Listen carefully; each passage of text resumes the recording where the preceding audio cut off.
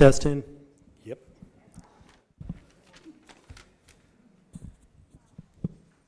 Welcome to the 9th Truman Medal for Economic Policy Awards ceremony. Thank you for joining us. I think I broke the microphone, not a good start, but my name is Alex Burton. I'm the Executive Director of the Truman Library Institute, and I appreciate your time tonight to be with us.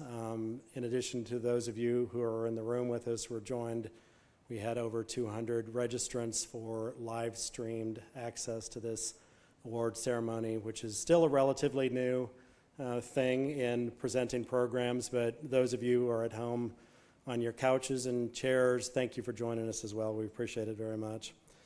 And it's so wonderful to be here with you. We've done so many programs here over the years. I think this is probably number 70 if I had a choice. It was a long time ago by some smart people designated as the Truman Library West, which is why it's called the Truman Forum and why you see a portrait of President Truman on the back wall. So it's nice to be here again with you.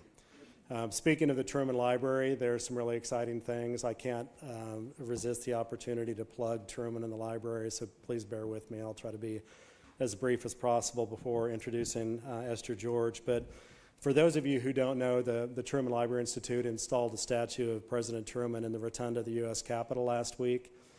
It was a really incredible experience. Those of us who respect and admire President Truman and work on behalf of his library and legacy gathered together in the nation's capital and did a really remarkable thing.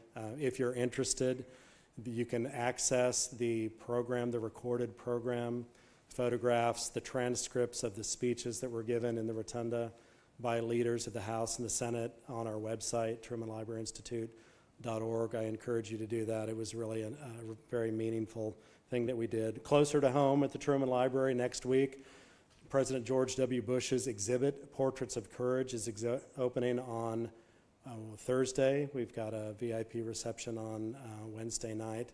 We're thrilled to be opening this. It's a fantastic exhibit. There'll be some media attention about it over the next week or so. So I encourage you to come out. You can not only see the $30 million newly renovated Truman Library if you haven't seen it already, but you can also see the spectacular paintings of veterans that President Bush did some time ago.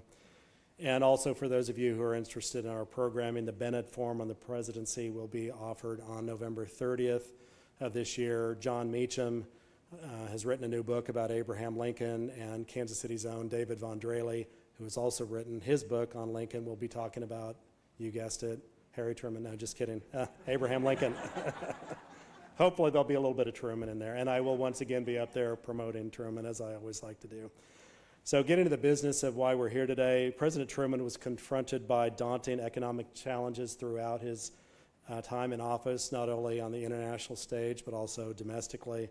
In the months following World War II, Truman and his advisors faced a number of economic obstacles, including conversion of a wartime economy into a peacetime economic expansion, refinancing the national debt, stimulating economic growth. And in response, the Truman administration created a number of economic programs and institutions that resulted in the development of a new economic order, both domestically and internationally. In terms of the domestic policy, his most significant and lasting contributions were the creation of the Council of Economic Advisors and the Monetary Accord of 1951. On the international basis, which Truman is much more known for, he created the United Nations, the World Bank, the International Monetary Fund, and perhaps most importantly, America, under Truman's leadership, invested $20 billion, that's more than $150 billion in today's dollars, in the post-war world, refurbishing, renovating, saving Europe, Far East, Japan, China, the Middle East, you name it, we invested there. Really establishing 75 years of relative peace and prosperity across the world through these decisions. And that's really why we're here tonight, is to recognize Truman's contributions, our hometown president, and what he did on the economic standpoint, which he's not as well known for, by honoring and recognizing great American public servants who've made extraordinary contributions to the formation of an economic policy. The Truman Medal for Economic Policy ceremony is organized through a partnership between the Truman Library Institute, the UMKC Block School of Management, represented by Dean Brian Klaas. We were discussing earlier with the dean and one of his department chairs about what I should say about how great the Block School is, and kind of gotten a little bit of an argument over a glass of wine about what I should particularly focus on. But what I would like to say is it's doing a fantastic job of educating Kansas Cityans in the area of business, nonprofit management. They're innovating. They've invested $17 million in their old headquarters to refurbish that building, and great work going on. Brian, thank you for your participation in this program and partnership. And last but not least, the Economic Club of Kansas City, represented here by Amy Holly Rose, the President and Chief Executive Officer, maybe Executive Director of two titles, but appreciate first time that Amy's been doing this event, done a fantastic job, and I appreciate all your efforts. I also want to thank the donors that have made this possible and supporting this event, beginning with those two organizations who endowed this program about 17 years ago. Tom Honig, I'd like to give a nod to you and your role in that. I think you played a role with Tom McDonald and Crosby Kemper in establishing this many years ago, so thank you for that. In terms of the endowment gifts, it was from the Ewing Marion Kauffman Foundation and J.E. Dunn Construction Company. And then more regularly, we have sponsors that help underwrite the cost of this event, the award, and that is the platinum sponsor, the Economic Club of Kansas City, as well as gold level sponsors, Country Club Bank, DeBruce Companies, and again, the Ewing Marion Kauffman Foundation. This event would not be possible without their support. If you don't mind, if you'd give just a little round of applause for them.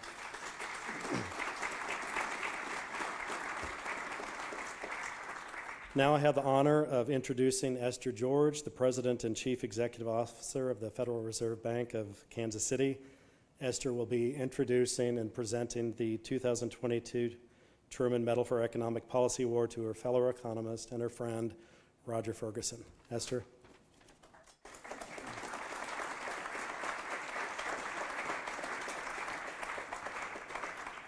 Thank you, Alex, and good evening. As Alex noted, the Truman Medal for Economic Policy recognizes the contributions of individuals in the field of economics related to research, education, or public service. And this year's recipient has made significant contributions in this regard, and I am so pleased to see Roger Ferguson receive the 2022 award. Dr. Ferguson has a distinguished career as a leader in the field of economics and finance, including the role he played as the immediate past president and chief executive officer of TIAA. His impact on public policy, though, has been particularly notable. Roger served on President Obama's Council on Jobs and Competitiveness, and he co-chaired the National Academy of Sciences Committee on the long-run macroeconomic effects of the aging U.S. population. Near and dear to my heart, though, is his decade of service as a member of the Federal Reserve Board, starting in 1997. In 1999, he was appointed vice chair, and that particular year, he found himself leading the Federal Reserve's efforts to prepare for Y2K.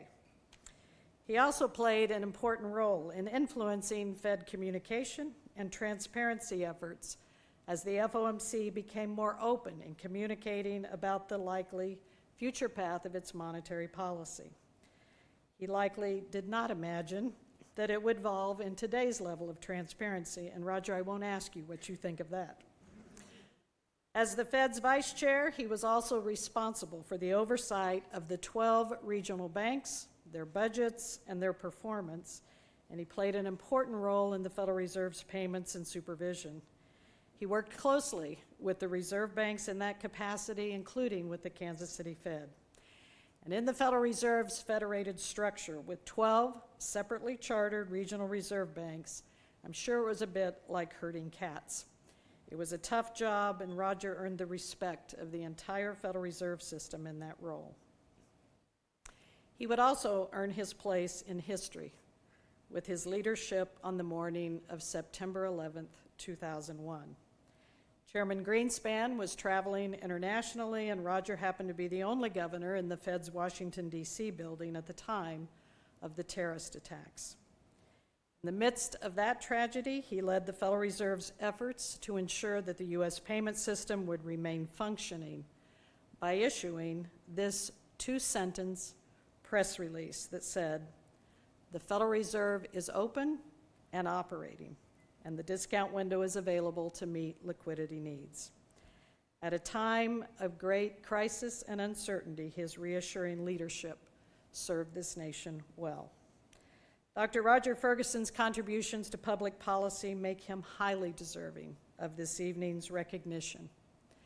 But it is the graciousness and humility with which he has carried out these important public roles that make it a privilege to have worked with him. And so, on behalf of the sponsors, I am pleased, Roger, to present you with the prestigious Truman Medal for Economic Policy.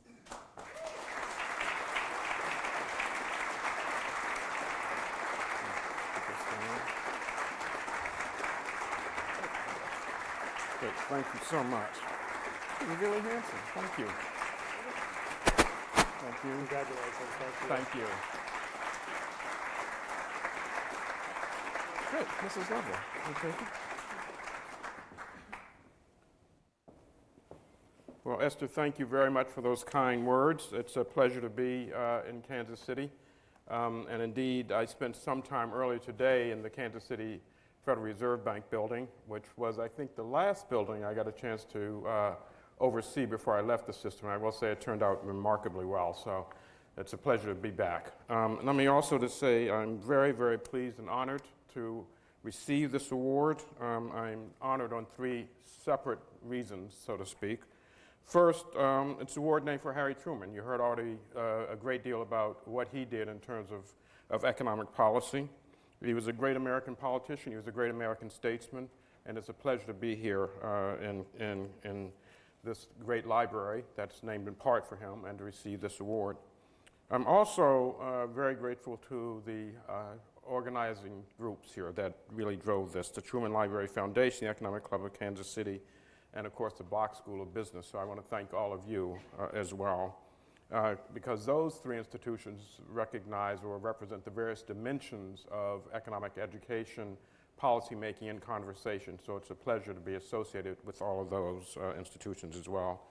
And finally, I'm humbled beyond words to be in the company of these phenomenal leaders, Alan Greenspan, George Shultz, Paul Volcker, Alice Rivlin, and Janet Yellen. I had a chance to work with almost all of them, and a chance to interact absolutely with all of them, including George Shultz. So to be here and a recipient of this award, which they have also received, is really quite phenomenal for me. And then Alan Meltzer, John Taylor, Robert Schiller, major academic thinkers whose work underpins so much of what happens in modern macroeconomic policy, in particular an area that's close to my heart, as well as Tom Honig's and others, monetary policy. So thank you all very, very much for being here. In my talk today, I'd like to reflect on the world that these policymakers and these thinkers, these prior recipients of this prestigious award, and their peers created, and ask the question, what is the state of that world today? To put this in context, Harry Truman, in part through the creation of the Council of Economic Advisors, which has already been mentioned, recognized that the post-World War II competition with the Soviet Union would depend crucially on the economic strength of America. The goal expressed in the act that created the Council was, and I quote, to take all measures necessary for a healthy economy. That economic strength, as all of you know, ultimately led to the fall of the Berlin Wall in 1989. The economic policy leaders who have preceded me as recipients of this medal and their contemporaries created the conditions for and then presided over the post-Berlin Wall era in diplomatic and economic policy. And the roughly 35-year period following the November 1989 symbolic end of the Soviet Union can best be characterized by the emergence of capitalism as the dominant mode of organizing economic activity, literally in all major parts of the globe. As we all understand in this room, capitalism at its core involves the private ownership of most property and business enterprises, which are then operated on a for-profit basis in the interest of their owners. Capitalism accepts that private ownership is protected by the laws and that the owners of capital invest for private gain. Additionally, adherents of the capitalist system generally believe that forces of supply and demand should determine prices, and those prices will be determined in a way that can serve the best interest of society. Similarly, in a capitalist system, the forces of competition with firms created and then destroyed are thought to enhance both private welfare and, importantly, overall social good. And finally, adherents of capitalism believe in the freedom of choice for all economic actors with respect to consumption, production, and investment. The role of the government in the capitalist system is to protect the rights of private owners of capital and to maintain an orderly society that facilitates the actions of private sector economic actors. As part of maintaining an orderly society, we generally accept that government has a role in regulating the acts of private citizens and enterprises to avoid the most egregious behaviors. We will debate often how much or how little regulation is consistent with the capitalist system, of course, and the regulatory pendulum certainly tends to swing back and forth over time. We've also come to understand and accept that the government in a capitalist society has the authority to tax citizens to pay for the provision of services and to protect the least advantaged through redistributionist policies. As with regulation, how much the government should tax and how much redistribution it should foster through taxes and social programs is also a matter of perpetual debate, with different societies accepting differing answers. Finally, we all agree that government must provide that class of goods known as public goods, which includes national defense, police and fire services, and also public education. Again, of course, there's a debate on the nature and magnitude of the services that the government should provide between narrowly defined public goods and more broadly defined services. Here, there's a recognition that some goods and services thought to be the purview of government might be provided by the private sector, and hence the pendulum of privatization swings back and forth. Importantly, the post-1989 world is not characterized by only one type of capitalism. In fact, one can identify 6 styles of capitalism that emerged in the post-Soviet era. Therefore, I describe this period as one of global capitalisms, plural. Clearly, here in the US, we continue with what I would describe as regulated free market capitalism, which might also characterize the capitalism of the Thatcher era in the UK. Some have described this as liberal market capitalism.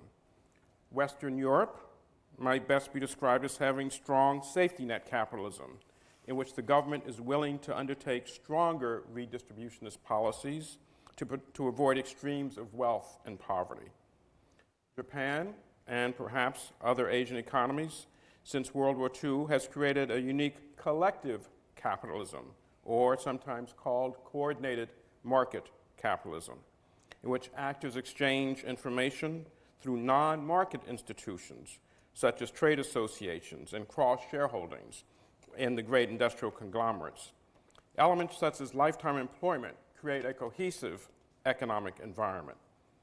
Finally, India has a mixed capitalism in which large private enterprises flourish and coexist along with major government monopolies. What is fascinating about the post-1989 period is in both Russia and China, 2 major economies that had experimented with communism, the major anti-capitalist theory of the 20th century, they also both adopted reforms that led to their own types of capitalism.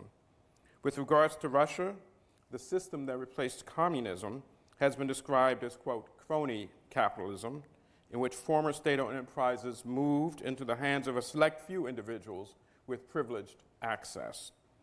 There were attempts at reforming the Soviet system immediately after the 1989 fall of the Berlin Wall that ultimately did not achieve the aim of broader distribution of state-owned assets into private hands. And finally, in China, during the era of Deng Xiaoping, starting in the early 1980s and culminating in a series of important economic reforms at the same period in the early 1990s, China adopted something that has been called capitalism with Chinese characteristics, or state-controlled capitalism. So these then are the 6 constituent parts of the global capitalism's system that has dominated since roughly 1990.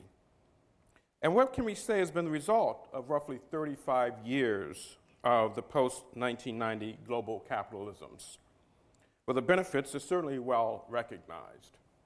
During the global capitalisms of our era, literally hundreds of millions of individuals have risen from abject poverty to enjoy a roughly middle-class lifestyle. Until recently, life expectancies were rising inexorably in almost all societies, with the notable exception of Russia. The global capitalisms that prevailed in the past 35 years have fueled the technological revolution, embodied in major improvements in communication, health, etc., just as earlier versions of capitalism fueled the Industrial Revolution and the Green Revolution. We have seen the rise of major global companies such as Apple, Microsoft, and Google that are literally only a few decades old, but have transformed the way that we and literally billions of people around the world live. But at the same time, critics point to major failures. Most notably, late 20th century capitalisms have contributed to a significant gap between the richest and poorest in terms of both income and wealth. The gap is particularly stark here in the United States, but is starker in other countries as well, where the poorest individuals have seen no real income growth by some measures since 1980, and the most highly compensated cohort have seen their income grow by around 6% per year. Wealth inequality is even starker, both here and in other economies. Some economists and other observers point to climate change and the loss of biodiversity as potentially another side effect of the modern economic system that has prevailed for many decades, pointing in particular to an absence of the right price for carbon. Others, such as Ann Case and Sir Angus Deaton in their book Deaths of Despair and the Future of Capitalism, argue that capitalism in its current form is literally destroying the lives of many working class people. A typical quote from that book, and I'm not endorsing this, I'm simply quoting it: over the past 2 decades, deaths of despair from suicide, drug overdose, and alcoholism have risen dramatically and now claims hundreds of thousands of American lives each year. So perhaps the single most compelling set of statistics highlighting the threat to the global capitalisms of the past 35 years comes from the work of Richard Edelman, who publishes the annual Trust Barometer. The Edelman Trust Barometer fields an online survey across 28 countries and receives more than 36,000 respondents. In the 2022 version, 52% of respondents agreed with the statement, and I quote, "Capitalism as it exists today does more harm than good in the world," which is only a slight improvement over the 57% that agreed with that statement just a few years ago. An astounding 33% of respondents from the 21 democratic countries that Edelman surveyed, so these are the 21 richest democracies in the world, 31% of the respondents said, quote, "Centrally managed economies do a better job than free market economies." So imagine if you look around and 1/3 of the citizens in the US or Western Europe or Australia thought that centrally managed economies do a better job than free market economies. So clearly, the global capitalism system is being questioned. Indeed, only 51% of all respondents expect their families to be better off in 5 years' time. But in most advanced economies, that percentage that expected improvements range from somewhere like 15% in Japan to 43% in Singapore. Here in the United States, only 40% of respondents to the 2022 Trust Barometer believe their families will be better off in 5 years' time. This is a decline from 43% in the 2020 barometer, 46% in the 2021 barometer, and 50% in the 2019 barometer. So over time, those who believe that their next generation will be better off than we are today has been steadily declining here in the United States. In the 2020 Trust Barometer, only 18% answered the question, the system is working for me, positively, while 48% answered the question, the system is failing me. So this apparent skepticism about the benefits of capitalism is not an exclusively Western phenomenon. Notably, China, one of the major beneficiaries of the sweep of this global capitalism that prevailed after the fall of the Berlin Wall, is visibly struggling with massive income and wealth inequality and seeking to introduce what is being described there as, quote, common prosperity.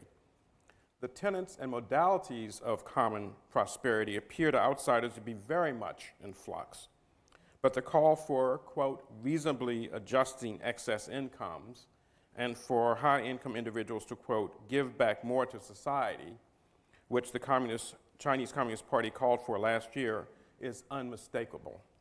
Similarly, the large fines and other restrictions that have severely weakened some of China's largest and most successful private enterprises and their very visible owners are noticeable to all. So clearly, we are confronting a crisis in the global capitalism's system that has prevailed in the past 35 years.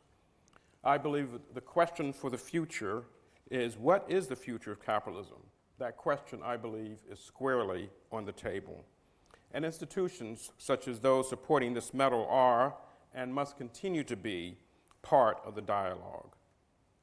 Most immediately and most urgently, our societies are asking if we can conquer the scourge of inflation, which erodes the earnings and savings of average citizens and is currently a challenge in almost all major economies, without tipping into global economic decline.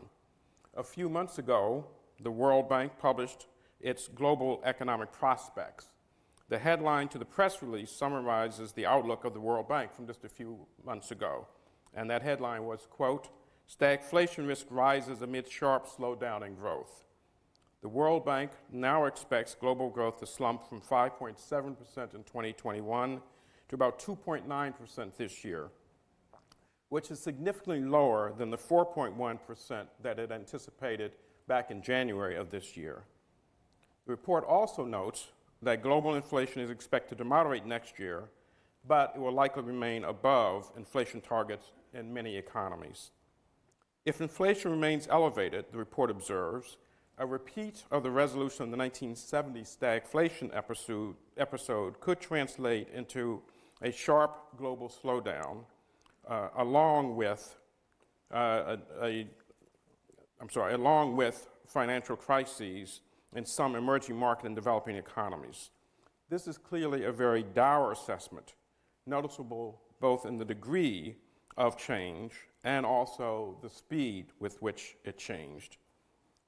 A few days ago, a UN agency, UNCTAD, warned the risk of monetary policy-induced global recession linked to what it considers, quote, imprudent monetary policy that would have serious consequences for developing economies. And this morning, the executive director, the managing director of the IMF, clearly signaled that they too are quite concerned about rising risks of recession globally. So clearly, the next few years risk putting even a larger dent into trust and confidence that the average citizen has in our economic system and perhaps in those who lead it. As all of you know, beyond the current conjecture, capitalists, by which I mean the managers and owners of large pools of capital, business leaders, asset managers, and asset owners, are not oblivious to the challenges of the global capitalism system is confronting. Perhaps the public trusts them to fix a system perceived to be broken. Again, according to the 2022 Edelman Trust Barometer, following a recent trust declines for government and media, business is still the only trusted institution, scoring a 61%. Business leaders themselves are leading the charge to redefine the role of business to consider more explicitly groups that are called stakeholders as well as shareholders. While this redefinition is sometimes described as a reversal of the mantra ascribed to Milton Friedman, that business exists only to maximize shareholder value, in fact, it was always the case that business leaders and thought leaders always recognize that other groups, in addition to shareholders, have both a financial interest and a non-financial interest in the performance of the corporation. To my mind, Actions by business leaders are more important than the words chosen to describe the purpose of business. Business leaders are joining together in groupings such as the Council for Inclusive Capitalism to undertake concrete and meaningful actions to achieve a more just and equitable society while still operating with the private sector for-profit motive. These leaders aspire to increase diversity in the workplace, to protect the environment, and to provide better health and well-being for all. And they have pledged to take concrete actions to achieve these worthy goals. In my assessment, the actions of other capitalists, asset owners and asset managers, also merit attention when we ask the question, what is the future of capitalism? We see three notable trends as these capitalists try to revive trust in the system that they have built and from which they have benefited. First, we have the emergence of broadly defined and accepted concept of activist shareholders.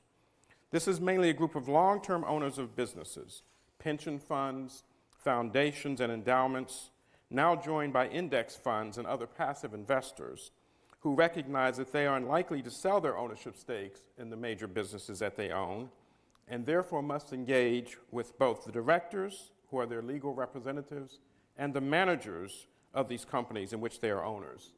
The company which I was the CEO for about 13 years, TIAA, was one of the first to recognize that it needed to engage with both directors and the corporate C-suite to influence behavior in matters such as climate change, disclosure, and board diversity.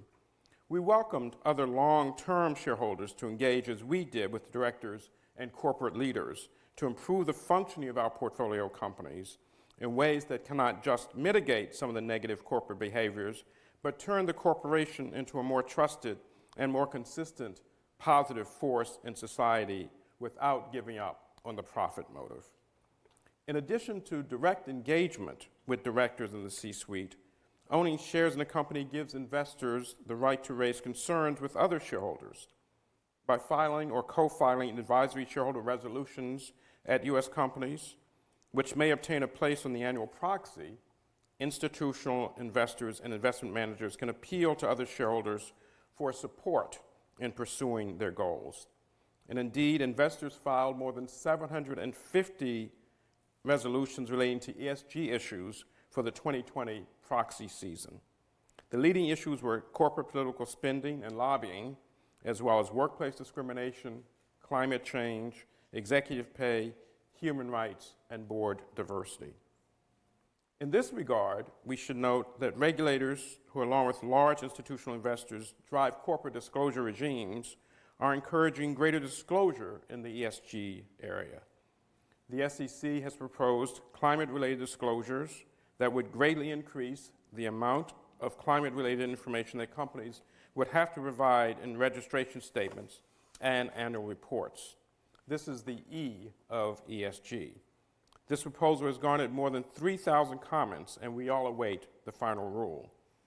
Chairman Gensler from the SEC has indicated that he wants to issue rules on the S as well, asking the SEC staff to work on a proposal related to human capital disclosure.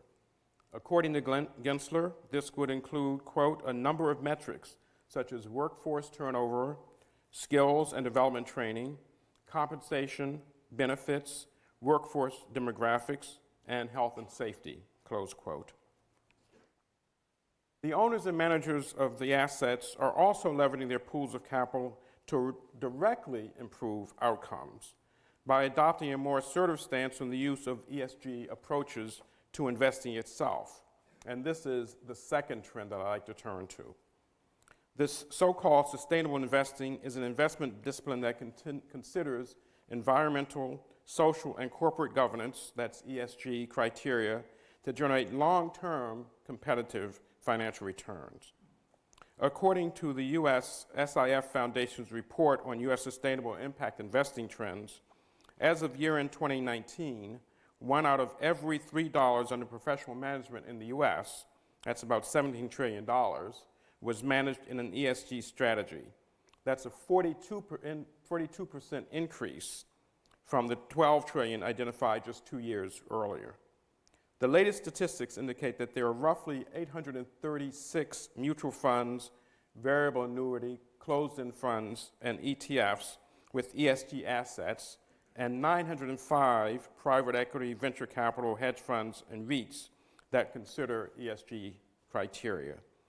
Some people in this room probably are involved in financial services and are aware of the fierce competition that has emerged to develop and market ESG financial products to both retail investors and institutional investors alike.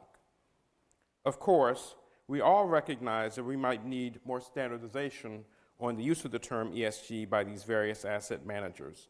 And regulators in the US and Europe are trying to tighten the rules on popular ESG investment products, proposing to establish a common benchmark on how sustainable investment products are labeled, marketed, and reported. Additionally, as investors' demand for ESG products increases across the fund industry, fund boards are facing mounting pressures to enhance their oversight of ESG products. And it is crucial that directors have access to robust education and training programs on the latest ESG developments. A related but distinct trend is the movement toward what's called impact investing, which is using private investments in for-profit firms that are meant to both make a profit and demonstrably improve the lives of their customers. Most often, these companies have a focus in emerging market economies. I am privileged to serve on the Global Leadership Council for a leader in the impact investing sphere called Leapfrog Investments, whose motto is, quote, profit with purpose, and whose investment strategy is to make an impact through private equity investments in high-growth, purpose-driven businesses. More broadly, I believe that we should challenge owners of capital, even if not formally identified as ESG or impact investors, to consider if they are putting their resources to work solving some of the major societal problems that I believe have undercut the trust and confidence in capitalism. Healthcare, financial security, and lately, given the Russian aggression in Ukraine, even national defense are areas in need of pressing modernization and for which private capital and entrepreneurial skill, I believe, should be marshaled. Of course, in both ESG and impact investing arenas, there must be accurate measurement in order to avoid accusations of so-called greenwashing. And those measurements, I believe, should be based on solid statistical evidence. More recent efforts by business leaders and asset managers to improve capitalism, and the third trend that I'd like to focus on, is leveraging markets directly to create financial products aimed at solving or mitigating the effect of social problems that have emerged as a major concern during the past 3 or 4 decades. Obviously, climate change, along with the related topics of natural disasters and carbon emissions, is a top priority for these market developments. Catastrophe bonds, sometimes known as cat bonds, are one of the oldest of these financial market instruments, meant to erase the financial impact of natural disasters, or at least mitigate it where possible. They were created and first used in the mid-1990s in the aftermath of Hurricane Andrew. The market has expanded steadily since that time, but remains relatively small at approximately $30 billion of debt outstanding. Another market, again aimed at solving one of the perceived shortcomings of the global capitalism's system, is the market for carbon credits. This market has been around for roughly 2 decades, but has struggled to grow due to the lack of standardization and oversight. Confidence in the market has been negatively impacted by concerns, again, of this phrase, greenwashing. However, progress is currently on the horizon through efforts of newly established organizations, such as the Integrity Council for the Voluntary Carbon Market, the ICVCM, and the Voluntary Carbon Market Integrity Initiative. The ICVCM will address integrity issues in the supply of carbon credits and how they trade, while the other organization, the VCMI, will address how those credits can be used. These markets have the potential, if they're perceived to be of high integrity, to increase 100-fold by the year 2050, and have therefore the potential to impact our accelerating our transition to net zero. Now, will these efforts to fix capitalism being undertaken by the capitalists themselves prove sufficient to resolve the issues that the global capitalism system faces? We clearly do not know. But as an optimist, I note that in the past, capitalism has indeed fixed itself with the help of government intervention in the form of new rules and regulations that work to somewhat inhibit the freedom of the capitalists in order to make capitalism itself more sustainable. Here, I'm thinking of the progressive era here in the United States that featured rules on work conditions, child labor, working hours, and many other elements of market functioning. Many think that without the set of rules and regulations promulgated at the beginning of the 20th century, capitalism might have failed due to its own excesses. Similarly, capitalism famously righted itself during and after the Great Depression, thanks to the creative initiatives of the Franklin Roosevelt administration, with Harry Truman playing a pivotal role as a senator and ultimately as vice president. And Harry Truman himself was the first president to unreservedly advocate national health insurance, stating in 1948 that, quote, "The greatest gap in our Social Security structure is the lack of adequate provision for the nation's health." When Medicare and Medicaid were born in 1965, Lyndon Johnson traveled to Harry Truman's hometown of Independence, Missouri, to sign the Social Security Amendments Act of '65, creating those two iconic programs, and doing so in the hometown of President Truman. So while I am optimistic that capitalism will most likely be the primary organizing principle of the global society for many, many generations to come, I'm 100% confident that the legacy of Harry Truman that we recognize tonight, the Council of Economic Advisors, will help to shape the public policy responses to concerns about the functioning of our version of capitalism. Likewise, the three organizations supporting this medal, I'm sure, will feature the thought leaders and decision makers that will be central to the conversation. And for that reason, I close by saying I thank you again for bestowing on me the 2022 Truman Medal for Economic Policy. Thank you very, very much.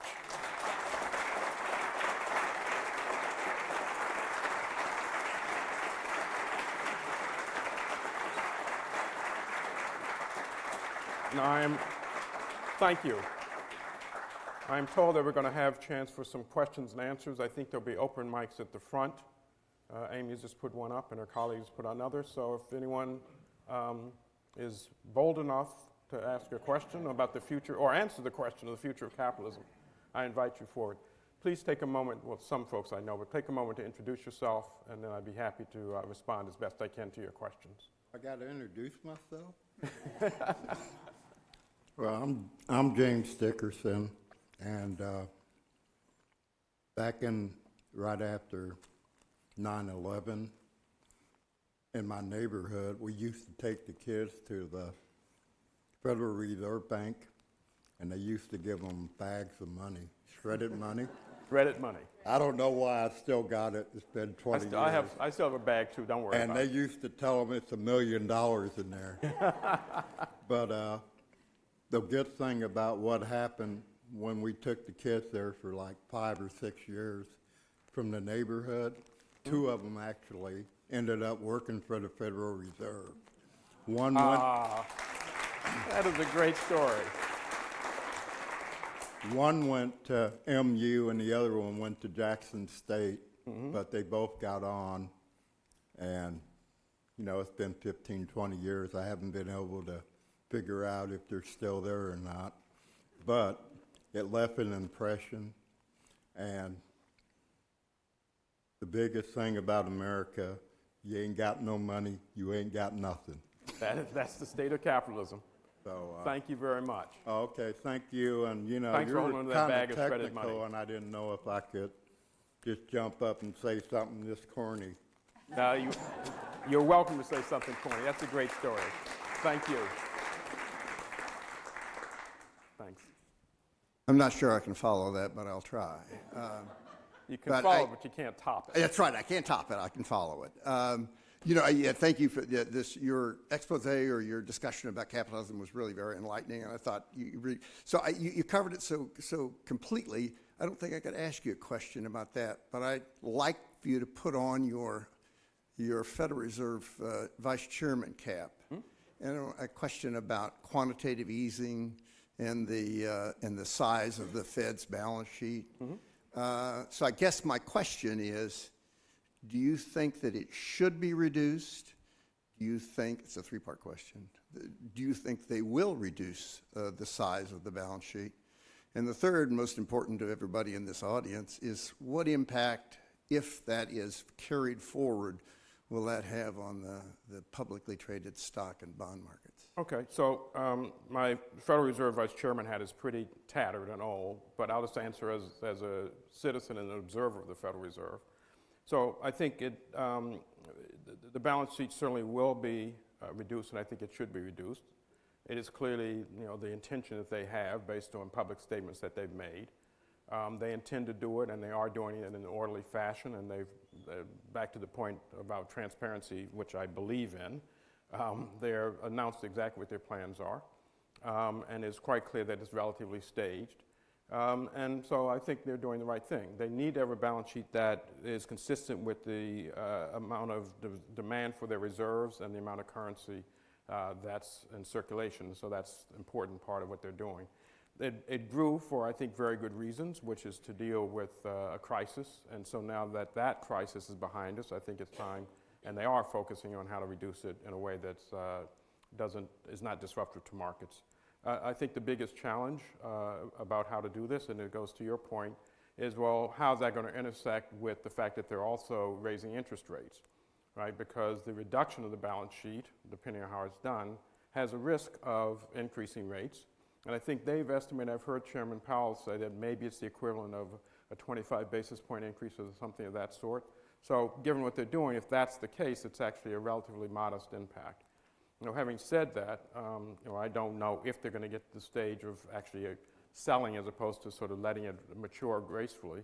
And so we'll have to watch and see what happens. But I think they're doing the right thing in terms of letting it start to reduce gradually and naturally by, being very clear about what their plan is and being very transparent about it. And I think the challenge is going to be understanding how the so-called quantitative tightening interacts, if at all, and it must to some degree, in the general tightening that the FOMC looks like it's still on the way of doing. So I hope that's helpful to you. Yeah, so the last question is does that liquidity, which is substantial, trillions of dollars, the reduction of that, how does that impact? I mean, again, I think you're exactly right. I think it has a tendency to push interest rates up. It has a tendency to push interest rates up, and I think the question is doing it in a way that allows the market to be orderly, because the challenge has been the Fed has been the purchaser of a large number of the issuance, particularly of RMBS, and even in the Treasury markets. And so when they stop doing that, which they've already stopped doing, then you need other purchasers to come in. And I think in order to get other purchasers in, by definition, rates are going to have to rise, and it has to rise in a way that's orderly and consistent with what they're doing overall. And the main issue is not so much that rates rise, because that's part of the process of slowing the economy and getting inflation back under control. It's whether or not there's enough liquidity in markets so the rise in rates is orderly. Right now, it looks as though there is ample liquidity and the rise in rates is orderly, and I think that's really the question. So we should expect rates to increase, and the question for the quantitative tightening, so-called, is executed in a way that there's still ample liquidity and doesn't create disorderly markets. But I think they're working really hard to avoid that second outcome. Thank you. Is that okay? Good. No, there are, yes, sir.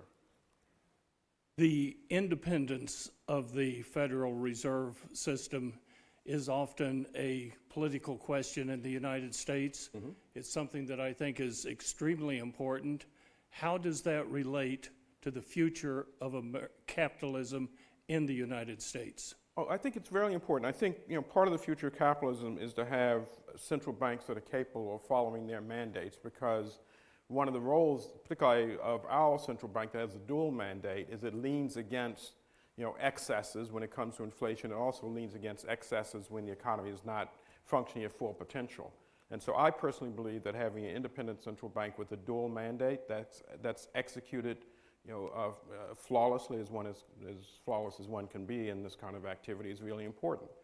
I think citizens want to see that there's a government agency that is thinking through the macro conditions in a way that hits the middle ground that the Fed is told to achieve. And I think it's also important the Fed be independent because you need, elected officials I think would be reluctant to lean against inflation because it's sometimes unpopular and almost always unpopular.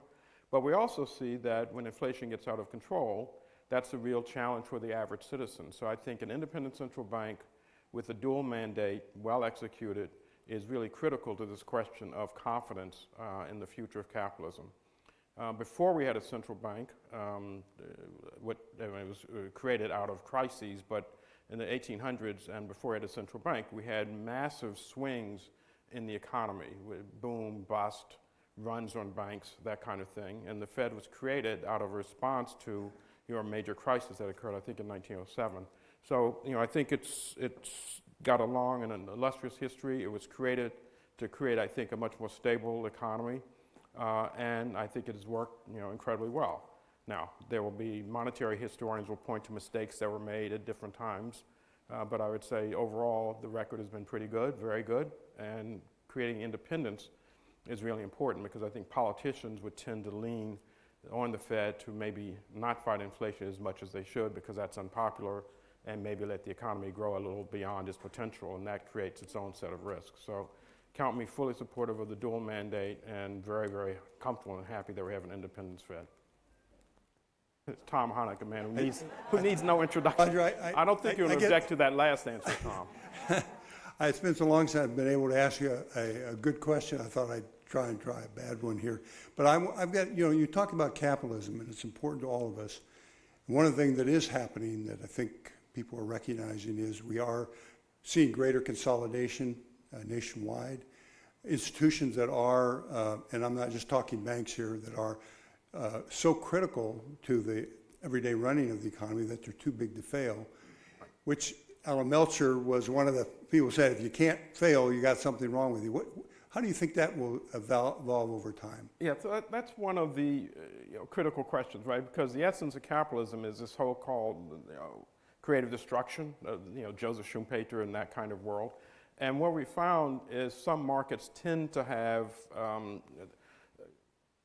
first mover advantages. So the first one in with a great product ends up, dominating a lot of the market share. And I think that's one of the challenges that we're struggling with, right? Because these companies they've gotten big for a reason. They often have the best product and service.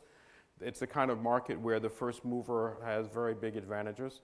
And I think we have to balance the question, right? Because there are a lot of folks who say, oh, no, we need more regulation. Well, you and I have been former regulators. While we're brilliant in our own ways, I'm not sure that regulation is always the answer when you get an organization that's very large. So I worry about getting the balance right, where we don't stifle entrepreneurial behavior, we don't sort of punish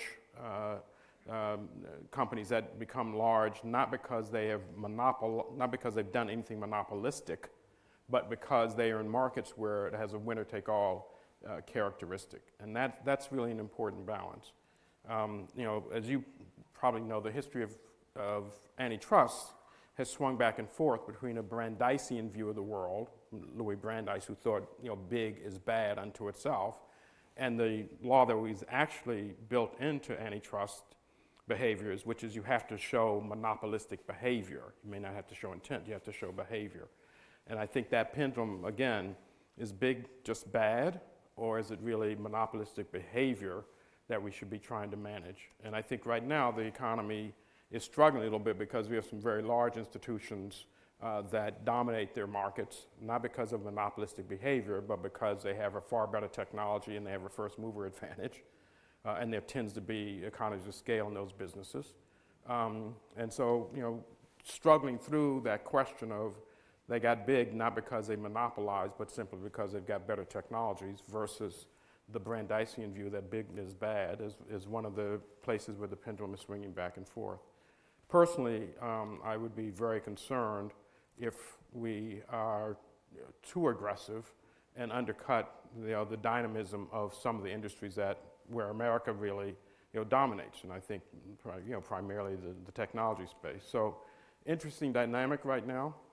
Obviously there are folks in parts of the administration and the FTC and other places that are more in the Brandeisian mindset that sort of bigness by itself is suspect. And I think there are others who are at the other side of the spectrum. So we'll see where that sorts out. But that's one of the things that's fascinating to me, Tom, about the tension in capitalism, right?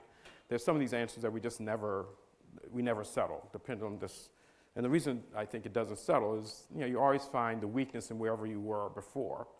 And I think that's what we had this process of discovering what's wrong with the current status quo and having the pendulum swing back. And this is one of those places where I think that pendulum from the antitrust laws as written versus the Brandeisian view is one of those things that seems to move back and forth a lot. Hi, good evening. Hi. I'm George Bucati. I'm trustee of the Missouri Council on Economic Education. We were one of the original sponsors of this Good. Okay. award years ago. In 1987, I was head trader for a security firm here in the crash of '87. We found out later that the Fed had stepped in and saved our economy. Right now, we're facing a possibility of a nuclear war. Is the Fed capable of stepping up and, saving our economy during that kind of a catastrophe at this point? I would say that's a challenge. But let me answer your question. I mean, I won't say let me answer it more seriously because no one jokes about a prospect of nuclear war, and I certainly have no knowledge as to whether or not nuclear conflict is likely. But let's talk about the Fed's role in crisis management, because I think one should understand what the Fed can and cannot do, not so much in your context of nuclear war, but just in general how to think about it. And I think one of the things we've learned, and Esther talked about it on 9/11, I didn't talk much about it, but I've done a little studying of the Fed's response in a number of crises, including in 1987, including, and there are 3 or 4 or 5 others. And there's something that's very interesting, because what the Fed has always done, and we've seen it just done at a larger scale, is 3 or 4 things. And I think the 9/11 was the first time we did all 4 of them in conjunction. One of them is providing ample amounts of liquidity to the retail sector, which is important, but also, and it tends to be more to the banking sector, right? And that's done primarily, though not exclusively, through the discount window. And they've continued to do that during crises. The second thing that they've done is start to use the balance sheet to increase liquidity in the system by actually going out and buying assets directly. We did that a little bit in 9/11, and obviously we've seen the Fed do even more of that in subsequent crises. The third thing that they always do is encourage banks to take the liquidity at the system that the Fed is providing and on-lend that to keep society working smoothly. And you will see when on 9/11, though it isn't talked much about, we issued a statement with the other regulators to banks to encourage them to lend and continue to support the society. And then obviously they often come in with reduction of interest rates.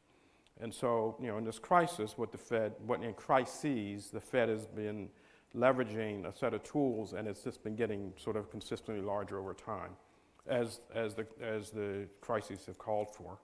I think in the face of a nuclear conflict, not much they can do about the health issues, but I'm pretty sure they would work really hard to avoid having those dramatic issues become issues that run into the financial network. And so, we'll think I don't know and hope we don't get to a nuclear issue, but I'm pretty sure that we can trust the Fed to leverage the same set of tools as need be. The challenge right now, obviously, is they're trying to, if that occurs, it's in a world of inflation where, they're leaning, against a different kind of problem. So I can't answer the nuclear question. I can tell you a little bit about what we've learned about how the system works during a crisis. It's a very real possibility now is. with a crazy guy running, and it may not be a total war, but it could be the first atomic bomb that sets off, and what happens when people panic and say, Right. we want to get out. No, I can't speak to the crazy man because I don't I have no reason to disagree with your point of view. You know, when I read the paper about the nuclear question, the most recent articles I've seen, and I'm no expert in this, suggest that tactical nuclear weapons are not as easy to use as one might imagine. And I have good reason to imagine that, you know, we have a good eye on, you know, his more strategic nuclear weapons. So I'm trusting that our military will, you know, keep us as safe as we can. And if things do go, you know, badly wrong, and they've already gone wrong for sure, I think the Fed would step in and do the best it can to avoid panic here, because there'd be a huge amount of panic around other problems. So let's hope we never get to that place. Thank you, sir. And thank you for the Council on Economic Education. Oh, thank you for being part of the group that got this started. Sure. Hi there. I'm Simon Williams. I'm the AV tech here. I probably shouldn't be at the mic since I'm running your audio, Okay. but I'm going to ask a I question. trust you to do that. You look like you're capable of doing both things simultaneously. Thank you. Thank you. The earrings The do a audio lot to still on? prove Can I'm you hear learning. me? Am I thinking about crisis response? Sort of the question that I have, and as many people my age have, is capitalism's ability to actually respond to the climate crisis, chiefly because in many factors it is capitalist entities, whether it be Nabesco or Nestle or Shell, who are exacerbating the climate crisis. There's a lot of concern at the ability of capitalism to respond to an issue that they are helping create.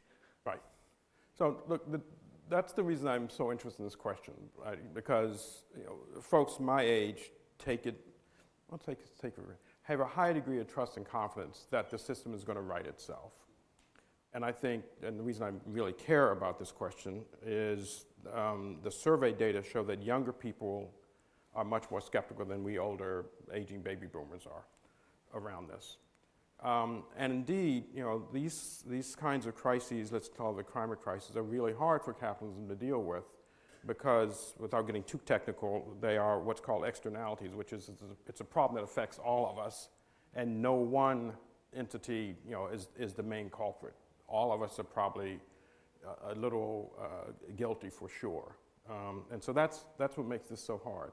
And so the question on my mind around capitalism is, can the, I'll call it the modalities of capitalism, the free market system and pricing, if we set the right price on carbon, will that get, you know, the companies that you're talking about to spew less of it? I'm going to embarrass her, my wife is in charge of this effort to try to make markets have more integrity on the supply side. If the work that she's doing produces the kinds of outcomes that we want, the theory of the capitalism, at least, is that the incentives will be there for people, leaders of these companies, to start to take the right kind of actions because they'll find their costs go way up.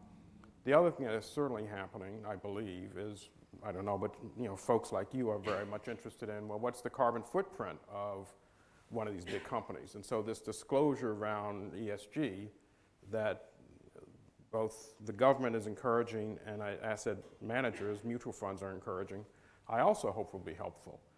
But at the end of the day, things like climate run into this fundamental problem, which is it's hard to get a price, it's hard to get everyone to change their behavior, and it seems to be moving more quickly than perhaps people had thought a few years ago.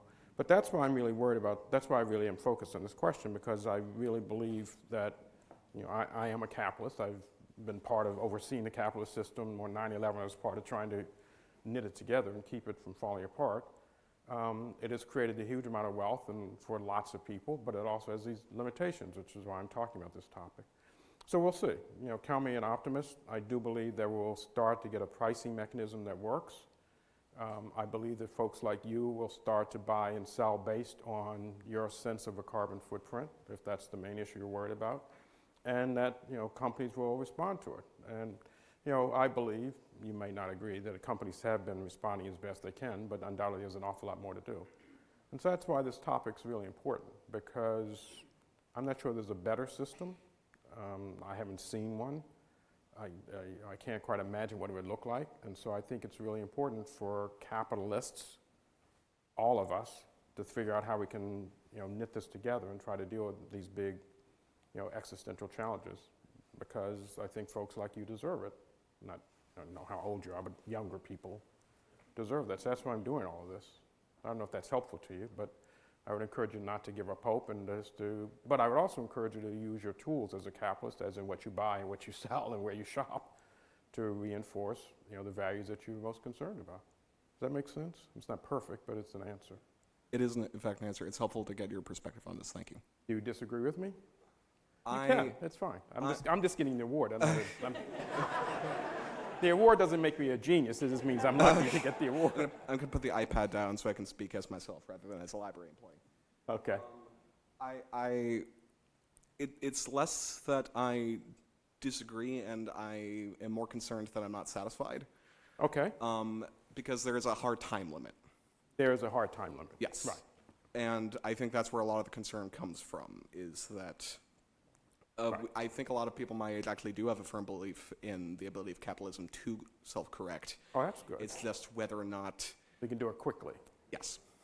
All right. Look, I think that's a fair question, right? Because most of the challenges that economic history has dealt with when it comes to capitalism are ones where they don't have this externality component to it. You set a set of rules and people change their behavior. So, the progressive era was a response to child labor conditions and poor meat being produced in Chicago, not here in Kansas City, I'm sure. Of course. And so that, you could turn a switch and say, just stop doing that. The problem that we have right now is we have such a carbon-intensive economy, it's hard, to your point, to turn a switch and say, okay, just produce less. And that's the dilemma that we're confronting. And the other problem that we have is the capitalist system depends on market prices, and there's no price for the main thing that we're worried about in the climate world, which is carbon. We've attempted different places to set prices, and it hasn't worked as smoothly as we'd like. And so that's, to your point, the dilemma that we have is we've got a problem that is very large and to which our tools don't seem to be nearly as effective as some of the other things that we've done, right? Because we've learned how to fix working conditions, and we've learned how to create a different type of social safety net. We don't really have comfortably in the capitalist system the tools to deal with these kinds of this particular crisis. But I take some hope in the fact that lots of smart people are working on it. Again, I bow to my wife. She's one of many smart people working on this topic. And I take some hope in the fact that the signal is very clear from consumers, regulators, investors. So forces are lining up, but your point is well taken. Will it line up quickly enough against the scale of the challenge? I can't say promise yes, but I certainly am more optimistic maybe than other people are. Thank you very much, actually. Okay. Thank you. You've got to get back to work. Thank you. I have to work very hard to pretend I know what I'm doing. The mic is working. Thank you.